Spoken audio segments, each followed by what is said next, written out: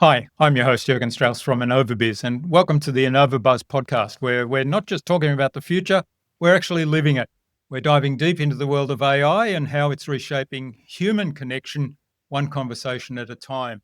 And today I'm really excited to welcome Todd Starr from Christchurch to the Innova.buzz podcast.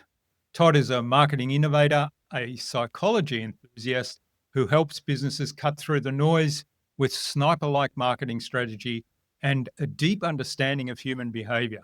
So, really fitting into our theme. Here's the twist though: Todd's also diving headfirst into the world of AI, exploring how it can use these powerful tools to enhance, not replace, those vital human connections. Welcome to the Innova.buzz podcast, Todd. It's a real privilege to have you as my guest. Yeah, thanks so much. Pleasure to be here. I'm really looking forward to our conversation today. I'm especially curious about your journey, which started from hanging out with rock stars and seeing how they did things, and then reverse engineering your own brain, as you describe it, to how that's shaped your approach to both AI and auth connection. So, first of all, what drives you in this mission, Todd, and how do you see your impact in the world today? I think I often get asked sort of what I do, and I think I, I'm a marketing guide. I suppose I estimate I've conducted about 3,000 creative client projects over the last 10 to 12 years, and I suppose I help people in three main areas. So the first one is strategy and direction, and how planning, outside influences, and strategic thinking weigh in on your results as a business owner. Then I help people with content and positioning, and the ways that you can differentiate yourself from your long line of competitors. And then I help people with lead generation and reach, and the methods that business owners use to get more potential clients coming to them. I suppose my mission is to help people market better, faster, and easier on purpose. Um, my most successful clients understand after working with me that whatever you say, your brain believes you. So if you tell yourself you can't get better, you will believe it. Um, and in business, time and mind freedom come from money. So if you don't have money, then business is always hard. So ultimately, I help people get really clear and create a plan that they can follow that will lead them down a path of least resistance to their goals, essentially. Hmm. Yeah, it's interesting. You raised a couple of interesting points there that I'd like to dig into a little bit more. One of them is the idea of having the right mindset and the belief in what you're doing and how important that is in terms of, was it Henry? I think it was Henry Ford who said, Yep. if you think you can, you're right. If you think you can't, you're right. So yeah, talk to us a little bit more about the importance of mindset, specifically as it relates to marketing. Yeah, I think um, it's tricky working with some customers when they're not interested or motivated to dive into their brain. And I think ultimately marketing, my definition of marketing is that it's effectively communication at scale. And it's sort of one-sided, right? You're putting information and IP and ideas out to the world, and offers in front of people, but you don't get that immediate response back from them like you do in a conversation. So you've got to be very clear on your mindset and then your customer's mindset. I think I'm dyslexic, and ADHD, and probably a bit autistic, although I've never done any sort of official um, sort of diving into that. But I think dyslexia makes people, and it certainly makes me, exceptional at big picture thinking, problem solving, and recognizing patterns. So it's interesting you brought up Henry Ford. There's a long list of people who are neurodiverse who ultimately shape the world. You've got Alexander Graham Bell. He was dyslexic and he invented the telephone. You've got Steve Jobs, who is dyslexic, invented the iPhone, then building on a previous dyslexic thinker in Graham Bell.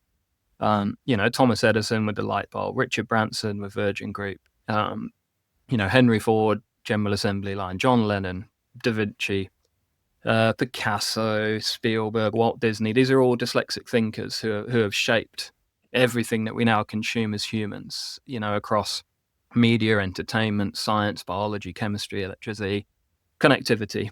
It's dyslexic thinkers who shape the world, and everyone else is just living in it, I always say.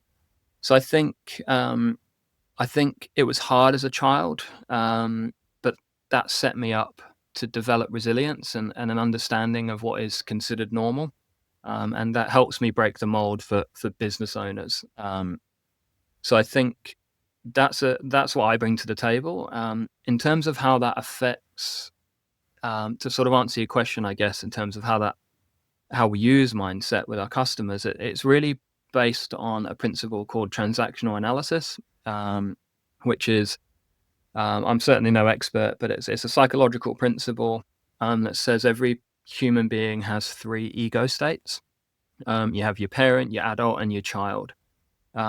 Your parent is split into 2, and that's a nurturing parent or a critical parent, and that effectively that's programmed knowledge from authority figures that were around you growing up in your sort of formative years. So that's school teachers, that's parents, that's older siblings, aunts, uncles, grandparents. The things they said to you get stored in that part, and it's either nurturing or critical. You've got your child brain, which, from my understanding, stores the emotions from the parent brain. So if you were told by a teacher, stop being an attention seeker in a classroom, you're acting out, you're trying to get attention, then your emotion would then be stored as, rejection or, fear, you failed the system, so you shouldn't look for attention. And obviously you can understand how that would go on to affect you from a marketing or a sales perspective. If you're deeply ingrained that looking for attention makes you arrogant or a show off, that makes it difficult for you to market. And then you've got your adult brain, which is essentially just the computer part of your brain that is just rational, logical, and unemotional. So through my work with my customers, I help them recognize when they're in different ego states and why. And if it makes sense and it's necessary, then help them to unlearn some of that program behavior so that they can make better decisions for their business. I hope that answers it. That's good. I hadn't heard it expressed in those sort of stages before, but it made perfect sense. Yeah. I guess the one I'm most curious about, because I think this affects all of us to a greater or lesser degree, is the child state where some teacher has said, in my case, it was that child will never amount to anything. And it was said to my mother, who, to her great credit, sort of put the teacher right down and said, "You wait and see," but in no uncertain terms. But I guess the message, even though there was the defense by the parent in my case, by my mother, the message still cut through at some point, and it was like, okay, well, I don't. This is challenging, but I won't try it because I'll fail anyway, right? And then the other one, the example you gave of stop seeking attention because you're disrupting the class or whatever it might be, and that translates then later on. Hang on, I'm advertising my business or my service or product. I'm marketing my service or product, which I've got to seek attention to do that, right? I've got to get on YouTube and talk about it and so on. And so what I'm curious about is you can identify, okay, what is it? What's the ego state, I think you called it, that is holding you back here? Identify that, and then, okay, how do we address that? Yeah, so the most pressing example is in sales and networking. So the most damaging that I come across is, if you were told as a child not to talk to strangers, because as a child, as a vulnerable young child, it's probably good not to talk to strangers, right? That's there to protect you. So there's no immediate harm done there. That's it's good advice. But if you don't then recognize that you need to unlearn that, and that talking to strangers is exactly how you grow your business, then you'll be very nervous to go into a networking environment, a BNI group, to pick up the phone and cold call or interrupt somebody and ask them lots of questions. Kids are always told, stop asking so many questions, don't talk to strangers, answer a question when you're asked. Kids should And be these are seen all and not things that heard. make you, yeah, absolutely. So these are sort of proverbs and statements that are said to you that build and build and build over your childhood. And if you don't unlearn that as an adult, then, sales and marketing is going to be very hard. So typically, in terms of how to address that, I think I tell a story about a pebble in your shoe. So, I mean, Jürgen, if you got up right now and wanted to try and go for a 5K run, and after 2 or 3 minutes you felt there was a pebble in your shoe, at that very moment, you've got two options ahead of you. One is the truth, and one is a painful delusion that many believe. So firstly, you could stop at that very moment, stop running, take your shoe out, take the pebble out, and just keep running. Secondly, you could convince yourself that you shouldn't stop, that you're trying to go for a personal best here, and that over time, by avoiding the discomfort and pain of the pebble, using grit and determination, that eventually the pebble will wear down. And I see business owners every day with a pebble in their shoe. So my real job is ultimately to convince them to stop and take it out. I spoke to an accountant yesterday who has had a pebble in his shoe for 10 years. Now that pebble, started as an incorrect belief system that didn't map to the goals that he had. And that pebble has now grown from a marketing problem where it was 10 years ago. And now that's developed into a psychological problem. He now doesn't believe that he can do this. And this is filtering down through the rest of his life. So it's tricky for me because I need to use empathy. And not many people really understand what empathy really means. From my understanding, watching someone else in pain and being in that pain uses exactly the same neural machinery.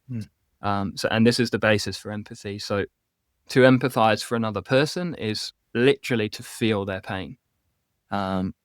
You effectively run a compelling simulation in your head of what it would be like if you were in that situation. So I've got to use that all the time because, especially if business owners are in their own way and resistant to change through no fault of their own, but through their programming, I've got to be empathetic to understand what it would be like in that situation and be very careful in terms of helping them create a path out of that. So yeah, I think, that's the best way I could answer it, really. Yeah, I love the pebble in the shoe analogy because I think I suspect that most people would probably just stop, take the shoe off, and remove the pebble in that scenario. That's what they should do. That'd be my immediate response. I wouldn't even give it a second thought. I'd hang on, something's wrong here. I'd get it out of the shoe and move on. But this is interesting, right? Because in that context, you would do that. But in for another some context, reason, as a metaphor, as soon as you map that to a business issue, people will just put up with the pebble for a long, long time, until somebody comes along and says, "You look like you're limping a bit. do you want to take that pebble out of your shoe and try and just not have pain?" And people get used to it, and that's the problem. Once you're used to it, it's very difficult to get you to change it. All right. The empathy question, I mean, that's a really interesting one, particularly the way you described it there, to actually feel the pain of the person you're working with. And I'm curious because I know I've seen people do this really well, but it's impacted on them.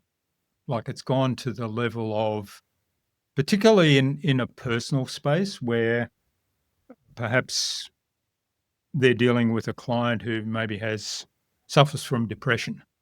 And they actually come away feeling that depression themselves in their own life. So how do you disconnect and get back into your own space? In terms of not sort of taking on the customer's exactly, sort of stuff too much. That's a good question. I think I think I can recognize through the study of psychology in the brain that half of you is everyone else. So 50% of you is informed around others' opinions and information that they communicate to you, what they say, how they talk, what they make you do, and how they make you feel. The other half of you is the you when you're alone. So it's important to understand each part of you because that enables you to see clearly and make better decisions. So I can I can separate the two in the way you mentioned by just recognizing that, like, um, this is a whole person I'm dealing with. I've been brought in to help them with some marketing or some strategy or some business development or something, but I can recognize that they're a human, and so that empathy probably is a good safeguard around me personally. I've to be honest, I've never really had a problem with that. I can treat it fairly transactional in terms of when I'm in front of a customer, my sleeves are rolled up, I'm in the room with you, and I'm here to help. But when I go home, I'm me, and I've got my own, problems and my own aspirations and my own family and stuff. So I've never really had an issue with that. But I certainly know people that are psychologists and that work in counselling and social work and stuff that have had big problems with that, taking on too much of the client and letting it affect them psychologically. But I think belief is just a big topic. I know many people who just don't believe they can market themselves better. Others tell themselves they can improve. They may think it, they may even deeply know it, but until they believe it, they won't decide. Mhm. And if they don't decide, they won't take action. And if they don't take action, then nothing will Nothing change. happens. So Yeah. Mm. when you dig a little deeper into this, they already have a belief in place. They do believe that they can't do it better. So it's not that they can't believe at all. Mm. It's that they need to rewrite the script in their head and change the belief from "I can't do this" to "maybe I can," and then you can build on that. So yeah, essentially, you can't really help somebody unless their problem is painful enough for them to want to change it. Mm. So it's, my sweet spot really is a business owner that's been in business for themselves for probably 5 years. That's my sweet spot. At the very beginning, there's a lot of ego hanging around. There's a bit of arrogance and ignorance naturally because you're in a startup and you think you can disrupt an industry Mm. or do something better than your competitors, and you've got the self-belief and confidence to go out and try it on your own. But so they're not the most receptive to my type of work. After 3 to 5 years, when things maybe aren't going as they planned, and they're in that sort of entrepreneur chasm where things are difficult and they're questioning whether they can do this, that's where they'll be the most receptive to my type of help. So it's a bit sad because I've got to sort of wait for people to fall on their Yeah. own sword a bit Yeah. before they'll pay me to help them Mm. take it out. Um, Yes. Well, but yeah. maybe there's a lesson in that. Maybe somebody listening that's just setting out on their journey. Maybe that's something to explore earlier than Yeah, before you yeah, fall on your sword. yeah, Yeah. absolutely. Excellent. On the topic of empathy, and I sort of gave the intro a little bit about the whole artificial intelligence and machine learning, and people are now using things like ChatGPT for all kinds of stuff, from writing emails and writing blog posts, and expecting amazing things to happen there. And yet, I think they're forgetting that empathy and human connection is getting lost in that process if they're not doing it right. So, talk to us a little bit about how you see that and where you see AI playing into modern marketing. Yeah, I think I don't know yet. I'm still figuring that out.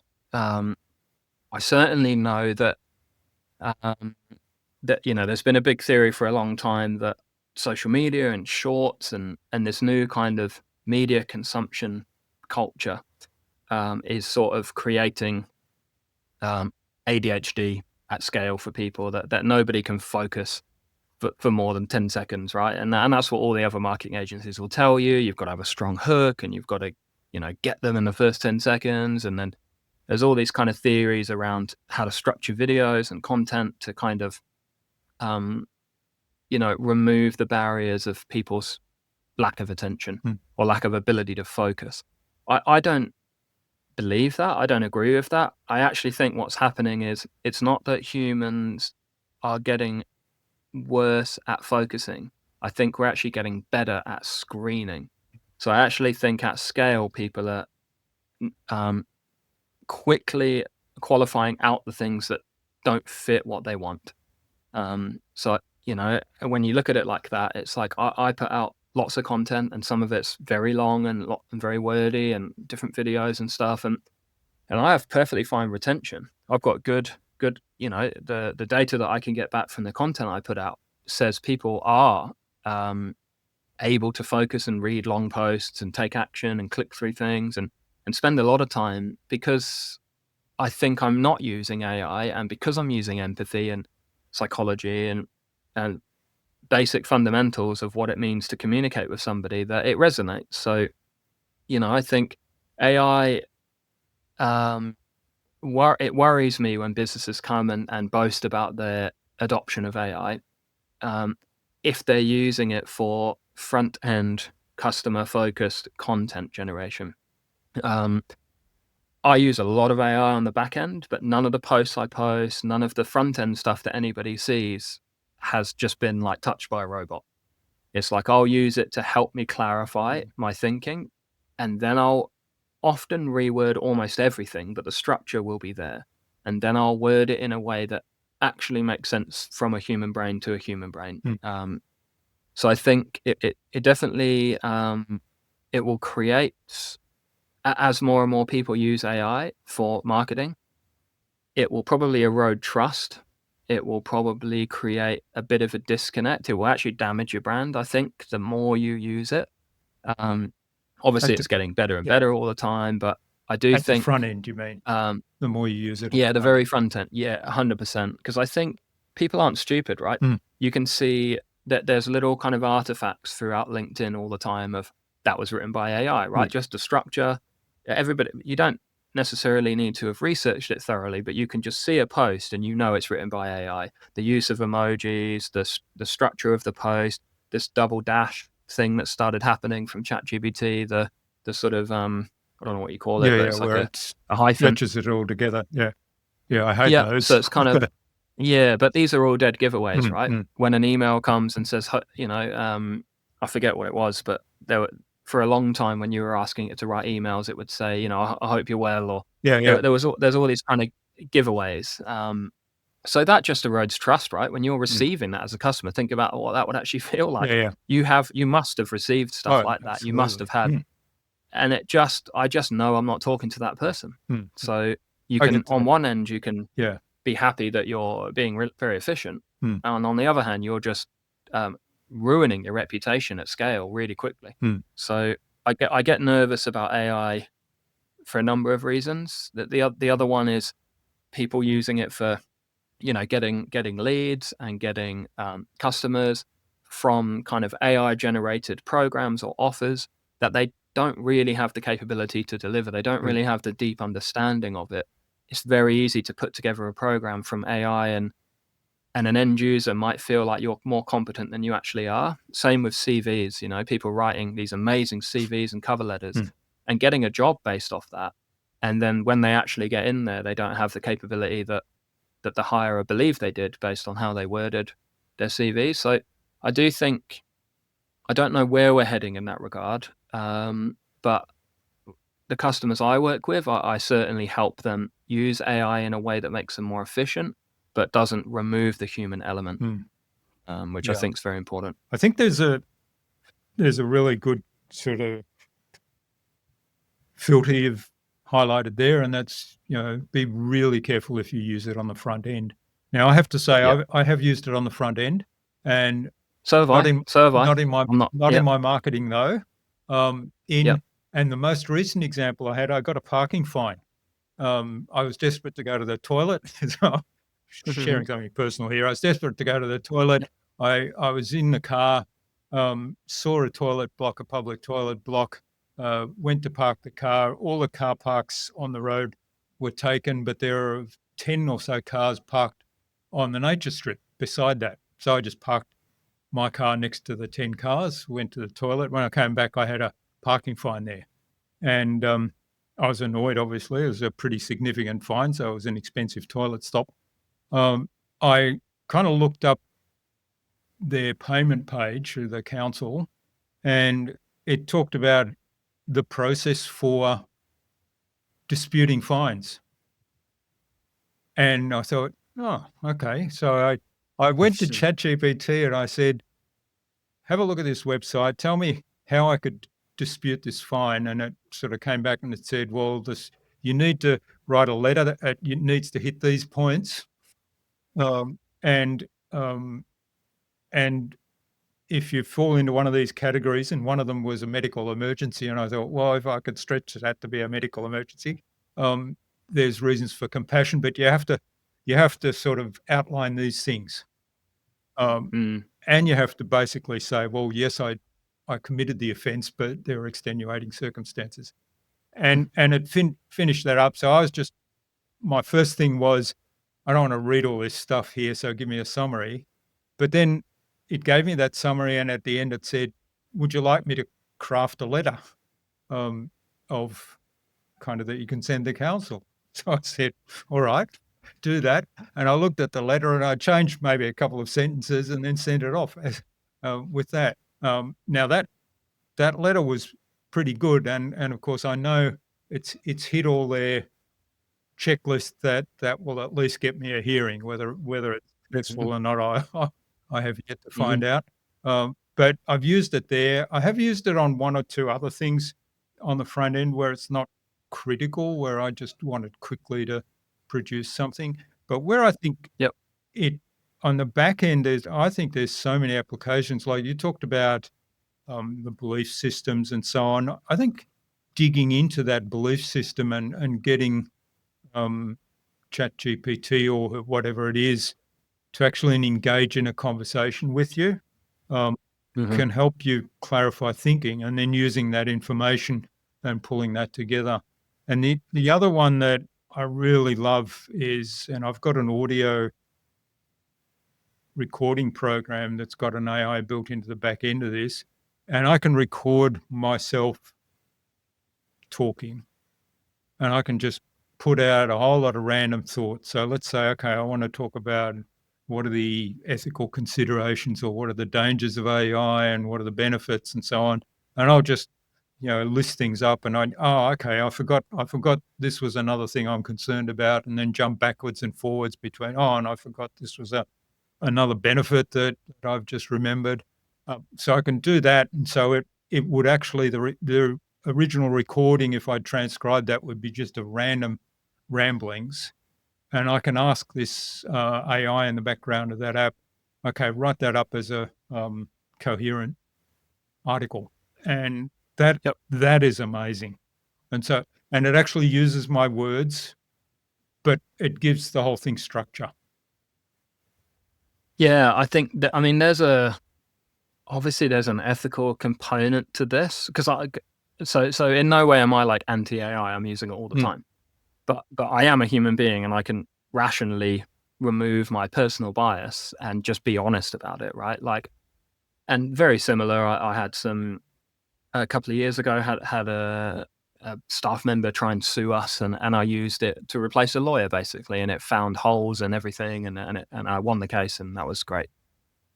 And you've just mentioned how you'll use it to get out of the parking fine or to write an article, but as a human being, I can recognize, like, is that right? And it doesn't matter whether this is right. So we'll go down a path here where it's kind of like, it's almost a moot point, because it's happening anyway and people are using it regardless. So it doesn't really matter where we conclude with this. But I do think, do you deserve to not have the parking? Do you deserve to get out of the parking ticket? So if you were able to go online and use your human brain and read all the parameters around parking tickets and find a loophole, and you could collect your thought, then personally, as a human, yes, you deserve. If you found a way around it, then great. But the AI doing that for you, like, it's a bit of a get out of jail free card. And I don't know whether that's good for human beings at scale. because we'll remove the ability to think. Like we don't have to think about anything anymore. You can just write a couple of things in your thing, use your voice, don't even have to type, just say it into it, and then it will create a beautiful article. And you don't actually have to think. You haven't got to develop your thinking to create the article. You just give it an initial tagline and off it goes. So I don't know where that leads us as like the human race going forward. And it does worry me about my children, essentially, especially from a school perspective. They are still learning things that they're learning things through education that is going to set them up for a world that just already doesn't exist, let alone in 10, 15 years when they're going out on their own. That they're wasting a lot of time, and education just isn't catching up quick enough to AI's innovation. So that does worry me, that they're learning a lot of things that are irrelevant. They're learning, the education system is give you facts, you learn those facts, retain that information, and then when we ask you to repeat it back to us through a quiz or a test, can you retain that information and give it back to us in a neat form?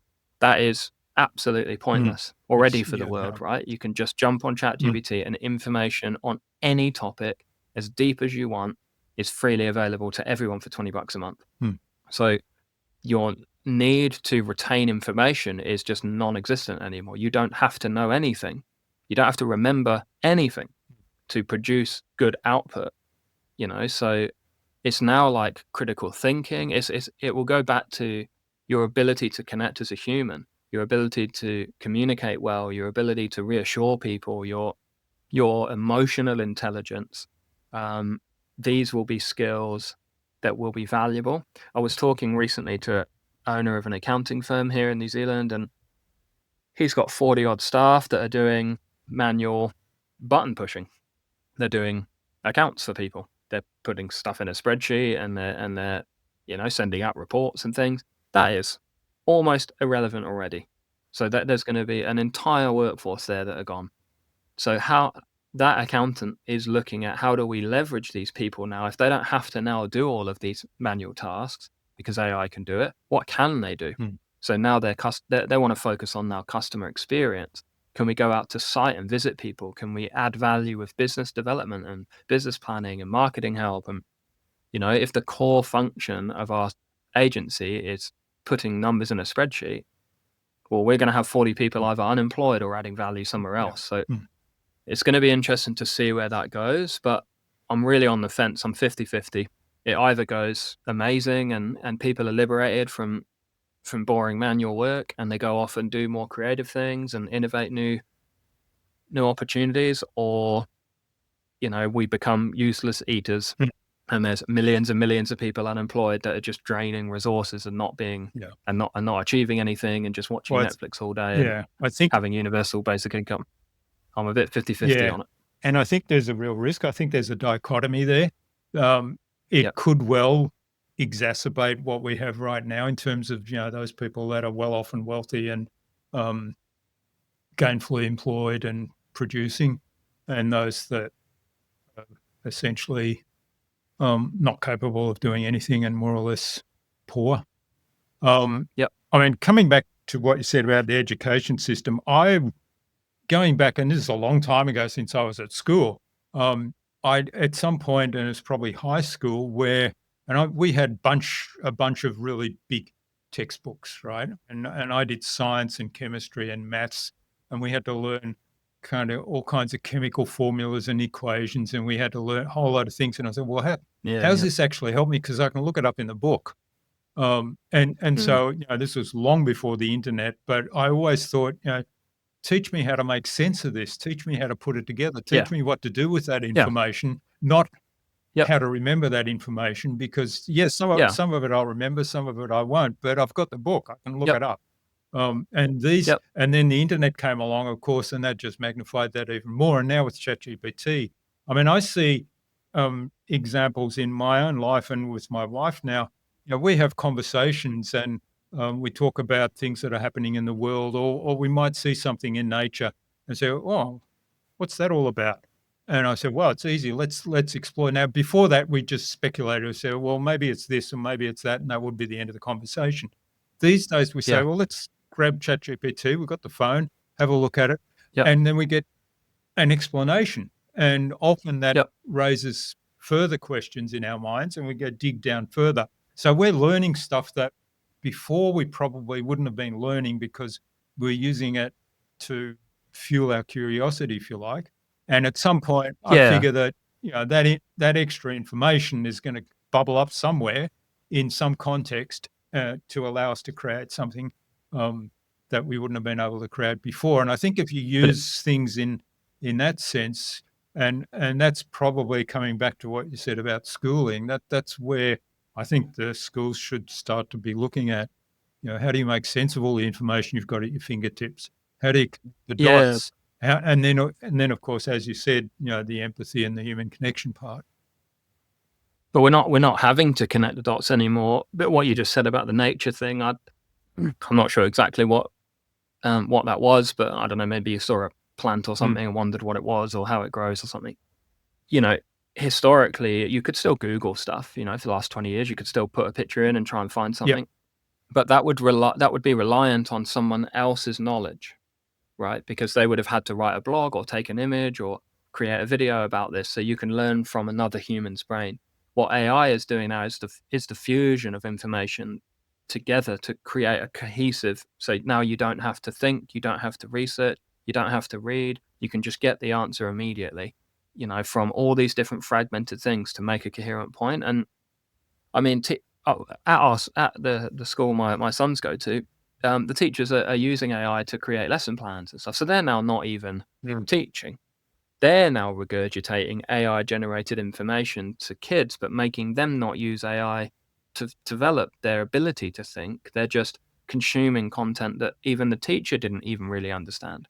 So now it's like the teacher now becomes an API, basically, like a proxy between the kid's brain and AI.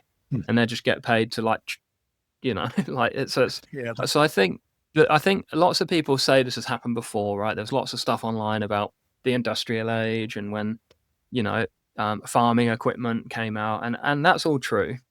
And so that's why people aren't so worried, because they say, well, we've been through these stages of innovation before that have upended entire industries, and we found different jobs. Now someone has to build the machinery, someone's got to fix that you're freed up to do other things. I understand that point, but the context that's missing from that is no tech before AI has disrupted like almost every industry all at once. So we've had farming disrupted, you've had, finance disrupted, you've had, the internet and books and shopping and all these things slowly happening at a pace that's manageable to find other places to work and spend your time. But never have we seen, like, in the next 18 months, I can see the headlines now. I can visualize, breaking news, Xero have come out with Xero AI, and now there's record numbers of unemployed accountants. I can see that as a headline. And, it's not even hard to visualize that, New tech platform that connects buyers and sellers when they're thinking of doing a real estate transaction. So now 90% of real estate agents are unemployed. Like, I can see this happening, and it's not, I don't even feel like some of those industries can even see it coming. They still think they're going to be fine. This is not a long time away. This is months. It's This is developing. months, if not a It's year. developing really quickly. But I think at the same time, it does open up lots of opportunities in some of those areas. Well, And it's the example you raised earlier about the accountant, because I often go online to get help with some software tools I'm using or so on, and inevitably there'll be a little chat icon at the bottom, and the first point of contact is an AI, a chatbot. And and usually when I reach out, I've already done my own research. I've already tried to figure out the problem, because I love to figure out and solve the problems. So when I reach out, it means I've hit my limit. I've sort of thrown my hands up and said, no, I can't figure this out. I need help. And so at that point, inevitably, I actually want to talk to a person. I don't want to chat with a chatbot, because the chatbot then will say, like a classic thing in the old days of, have you checked that the computer's plugged into the power? Maybe just reboot the computer and those sort of things, which are not the solution to my problem, because if they were, I would have done it before. So I want to talk to a person. So I think the company where when I get to that point, I immediately get, without delay, without any time delay, get in touch with a person. That's already a huge bonus. And if that person then can understand my problem, which is the empathy part of it, can understand my problem, and even better still has the skill to solve it on the spot, that's going to differentiate that company from everybody else. Until it doesn't anymore. Until it's so good in terms of how it sounds on the phone that even that service will be replaced by voice AI. Yeah. Which is, I'm getting ads all the time on Instagram for AI sales agents, that can cold call thousands of people a second for you. And it's not quite there yet. It's still a little bit clunky. There's still big pauses. You can still tell that it's AI and it's not a real person at the moment. But there is no doubt that very soon, even that utopian scenario that we just spoke about, where now they're not doing the manual thing, there's still that human connection until it's better at that than we are already. And we're not that far away from that. And then what do you do? So I think what I'm personally trying to do, and my love for psychology and the human brain and how people interact, I'm trying to move more into that space. I'm trying to understand the brain and people more, because I do believe that will be the natural transition for me.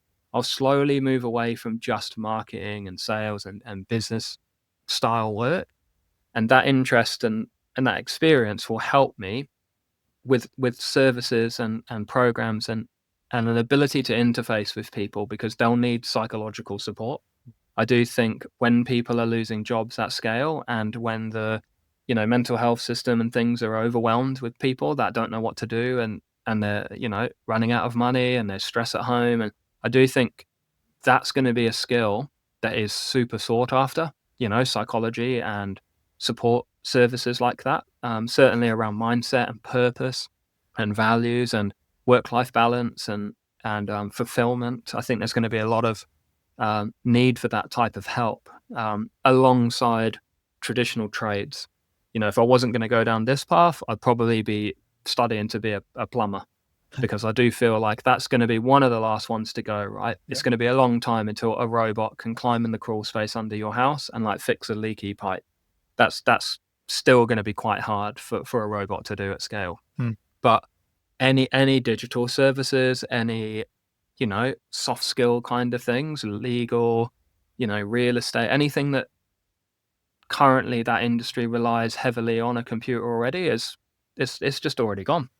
It's already gone. I mean, we've got a neighbor here who has just finished her degree in coding in some computer science thing.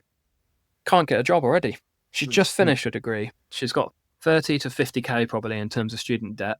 Just finished, about to go out and apply for jobs. And she's had 50 job interviews or applications, and every single one is now just a non-thing anymore. She's going into the interviews and they're giving her such lowball offers in terms of what she should have got as an hourly rate. When she applied for this course, it said 50 to $100 an hour.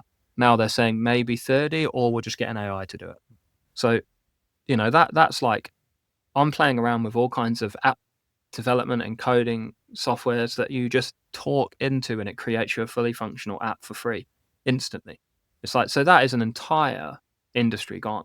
That is just completely irrelevant now. And she's in a class with 30 others at one institution, and there's 40 different colleges around the country. So there's hundreds of kids now that have come out with a pointless degree and owe a load of money for it, and will end up getting a job at Countdown, filling shelves. Yeah. So it's just it does worry me, and this is going a little bit kind of anti-AI, I suppose, but this is just a reality, and I don't want to live in a delusion where we just pretend that AI is just going to bring nothing but efficiency and optimization, and it's all going to be this great utopian world. I think I'm positioning myself to have enough knowledge and ability to communicate on a human level with people, helping them with, defining their purpose.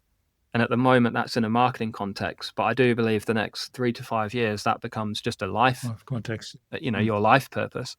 So yeah, I mean, I'm using AI. I like it. I think it's amazing. I'm super impressed by how quick it's moving. But there is that black cloud hanging behind me that makes me very, very nervous. Well, given let's say there is that apocalyptic scenario where all of a sudden most jobs are gone and machines are taking over everything. What's a skill, a uniquely human skill or trait that we should be all holding on to, developing, learning if we don't already have it, if we have it, improving and building on? I think you're right. It will be leaning back into what is uniquely human, because there's lots of people saying, "Oh, it's not very good at emotions." AI isn't very good at empathy. It pretends to be. Hmm. But I was using ChatGPT the other day, and I was asking it a lot of the stuff we're talking about here. I was saying, like, what are the scenarios that are likely to come from you? What age are you? And ChatGPT told me it's currently like 12 to 15 years old.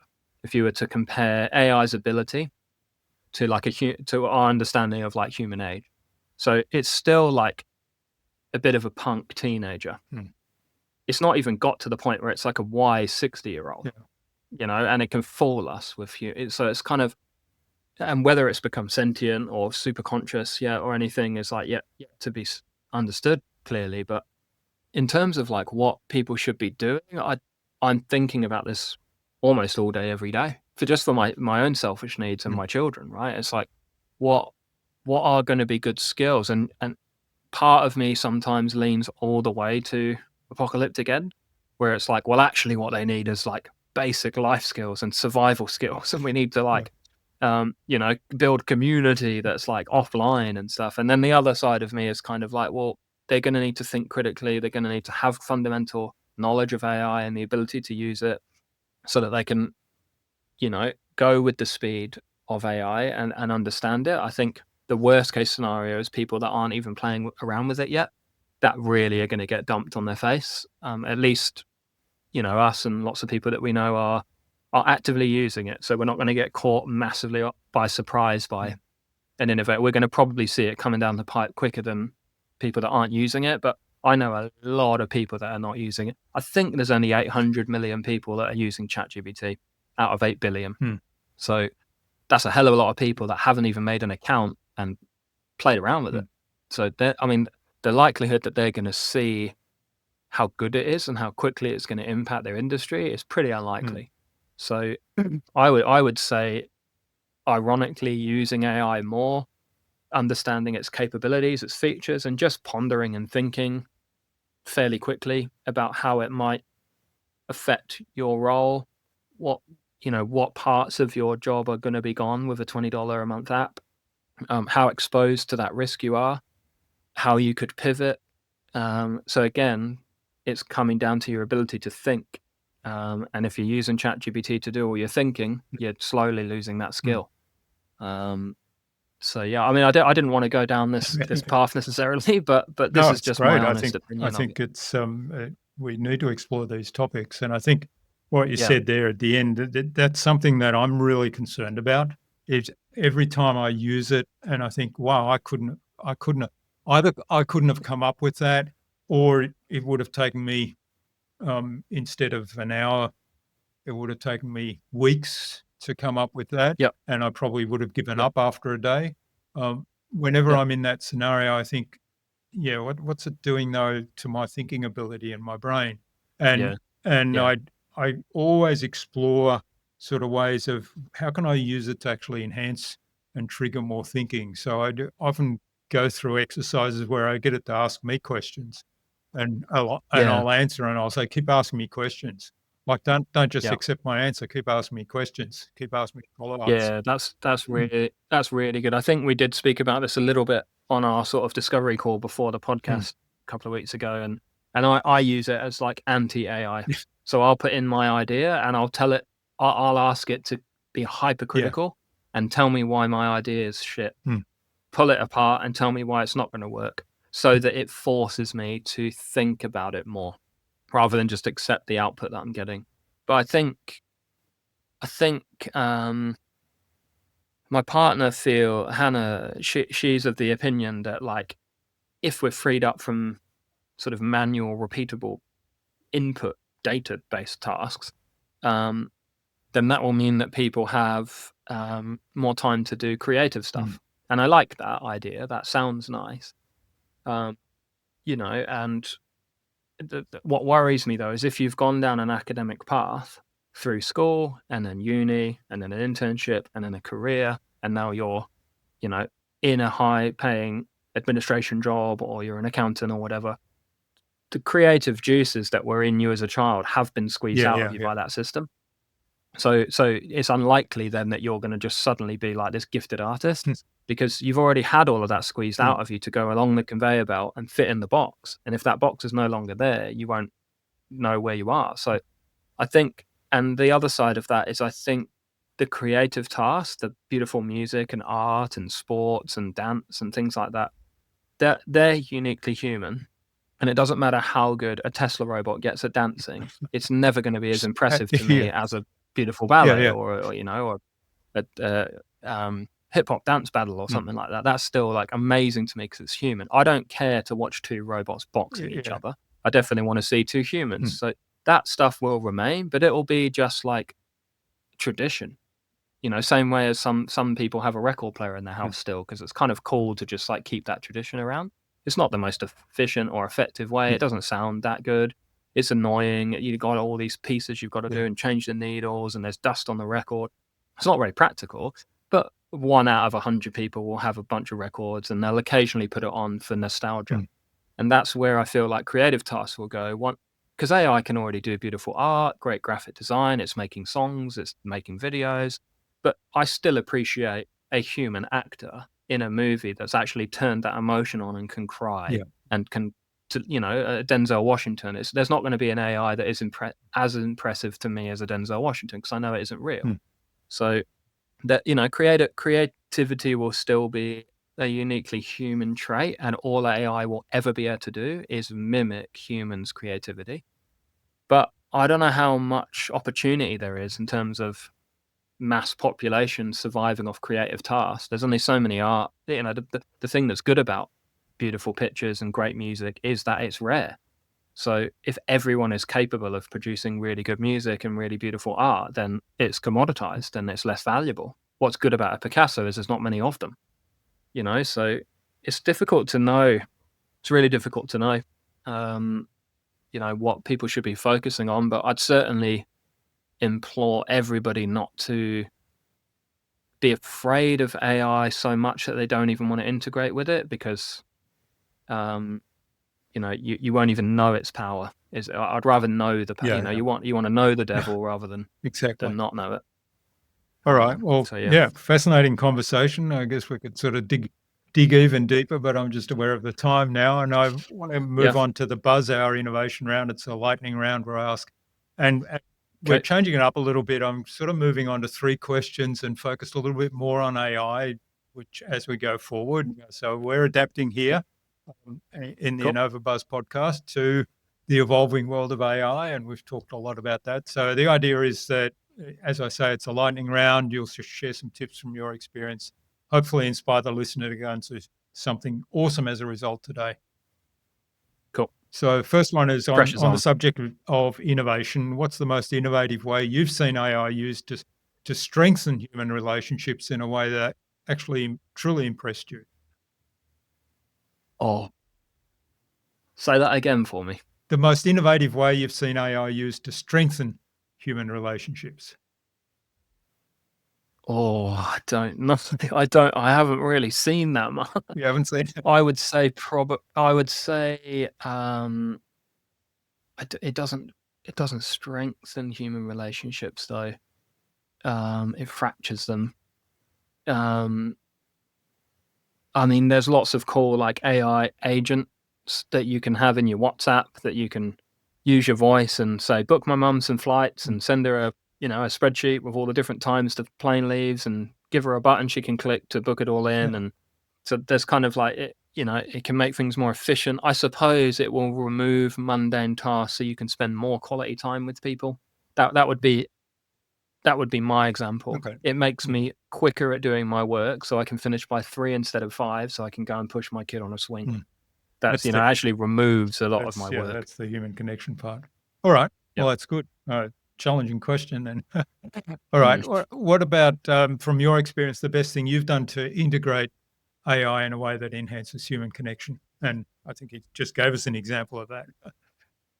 Yeah, I think for me, it's actually I'm using it on LinkedIn as like an automated sort of connection thing. So I've got Sales Navigator with my ideal customers, and I've got some AI tools on the back end that are automatically connecting with that list for me, and initiating a conversation with them that I then pick up as a human. So it's removing the time it would take me manually to do that, and it's getting me to more thoughtful, meaningful conversations with people I can help quicker Yeah. and Yeah. easier. I think So that, it's making me more efficient. that's a really good example because it's taking away the filtering and Yep, searching part and getting you to the yep, point where having that human interaction. Yeah. yep, Excellent. absolutely. All right. And final question. What's the number one thing anyone can do to differentiate themselves by leveraging AI in a way that prioritizes that human connection? Yeah, I would say what I said before. The thing they can do to differentiate themselves is use AI in the opposite way that everybody else is using it. They're using it to do the thinking for them. I use it to critique my thinking to make my thinking better. And then my impressions, I've done tests on this. AI generated content will get, under 1,000 impressions on LinkedIn on a post, and my actual post will get 8,000 to 10,000, and I've only got 2,500 connections on LinkedIn, but I get 10 times the results when I've genuinely written it as a human, and I'm dyslexic and it's spelt wrong, and people engage with it because they know it's Yeah. real. So I would use AI in the opposite way, make it stress test your thinking, and get you more clear on the point you're trying to make, not do the writing for you. Yeah. Yeah. I think that's a really valuable way to use it too. Yeah. Agree with you. Yep. All right. Well, thanks, Todd. This has been a really fabulous conversation. We've sort of dug into a whole range of topics around AI and around empathy, human connection, psychology of the brain, how the brain works. Where can people find out more about you and what you do, and maybe even reach out and say thanks for what you've shared today? Yeah, so you can head to my website. It's www.toddstar.co.nz, two Ds, two Rs.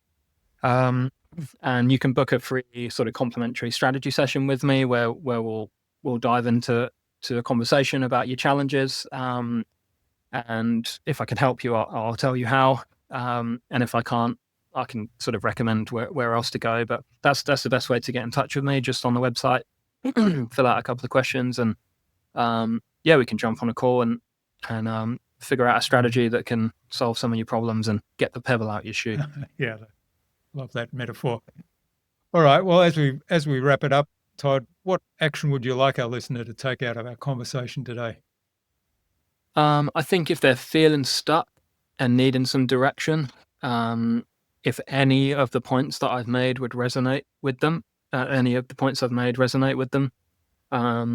if they feel and believe that they can do better, that they want more out of their business or their life, then selfishly go to the website and Yeah. fill out the form. Right, it's my passion, it's my life's passion to help people see differently.